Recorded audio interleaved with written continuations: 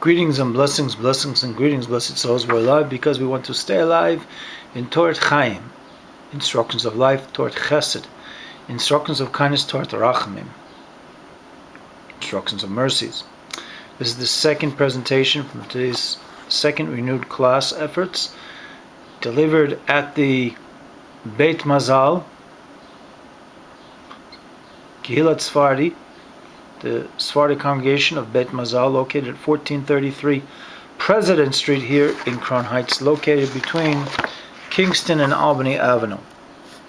So in our last brief presentation, we mentioned how Moses was commanded by the Creator to command the children of Israel to write on various stones the words of the Torah, and also to bring sacrifices. And other conditions were stipulated, like not to bring any iron upon the altar of which the sacrifices would be offered. Now this instruction would not be fulfilled until Joshua bin Nun, who would ascend to the leadership of the 12 tribes of Israel. It would take place many years later.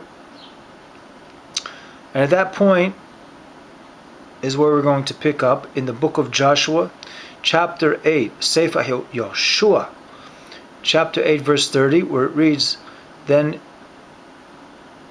Joshua built an altar to the Lord God of Israel on Mount Ebal, or Harivel." Verse 31, "As Moses, the servant of the Lord, commanded the children of Israel, as is written in the book, on the law of Moses, an altar of whole stones, upon which no man has lifted up any iron. And they offered upon it burnt offerings to the Creator, and sacrificed peace offerings." Chapter 8, verse 32, "And he wrote there upon the stones a copy of the law of Moses, which he wrote in the presence of the children of Israel." So in the oral Torah tradition, blessed souls, we see that Rashi comments that he wrote there on the stones. These were the aforementioned stones that were mentioned in the book of Deuteronomy, chapter 27,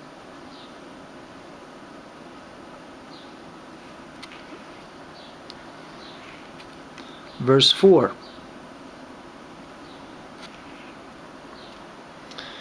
However, the rabbis of the Talmudic era, which actually preceded Rashi, differ as to the procedure of writing the Torah on the stones. Rabbi Yehuda says that they wrote the stones directly on the stones and subsequently whitewashed them with lime over the script. The Creator then gave the nations the power of extrasensory perception, what we would call ESP, right? Whereupon they sent their clerks who peeled off the lime and copied the inscription. Since they had the opportunity to accept the Torah but did not, we know what the rest, which was history, which one can learn more about by doing more investigation into the sources for this statement, which were written down by the Radak, Rav David Kimchi.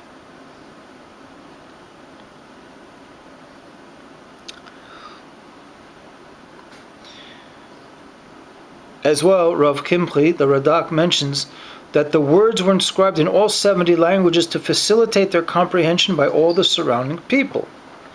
Now, of course, one would think that after 40 years in the desert, anyone who was born into the nation of Israel at that time, been wandering the desert, and all those who had gone out of Egypt who would not make it to the land of Israel, they might not have known the Lashon HaKodesh, the Hebrew, but certainly the new generation who were being taught by Moses and by their parents and grandparents, or I don't know how many more generations there were, than 3 generations present at Har Sinai, or the subsequent 40 years that followed, that there would have been no reason to write in other languages.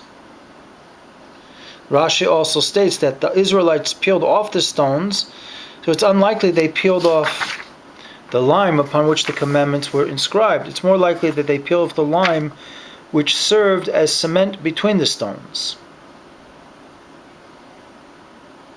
Now it mentions here as well, commenting on the portion of where it's written in verse 32, a copy of the law of Moses, The commentators express various opinions in interpreting this passage. According to Saadia Gaon, the gist of the 613 commandments were recorded. Others said it refers to the 10 commandments, which serves as the basis of all commandments.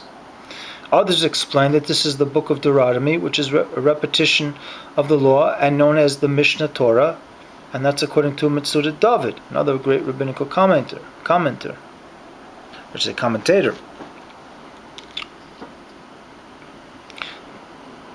That the Metzudat David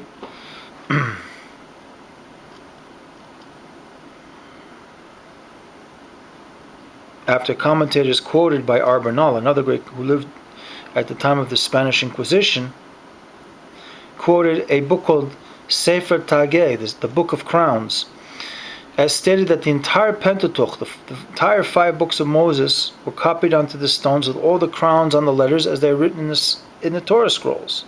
He conjectured that either the stones were gigantic or that the script fitted on them miraculously. But the point is, blessed souls, is that this was meant for the nations of the world.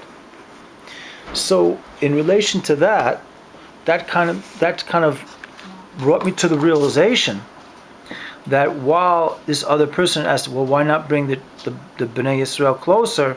We see that going back to the time of Moses, as a tradition handed down to him, as a Torah commandment, as a prophetical instruction, Yoshua, the second leader of the nation of Israel, after receiving the Torah, was commanded to translate the Torah into all the languages of the 70 archetypal nations, so therefore the nations would understand what their obligations would be when they entered into the land of Israel, and as well to hopefully implement what we know as the 7 Noahide commandments to call Boi Olam, all the inhabitants of the world. To be continued.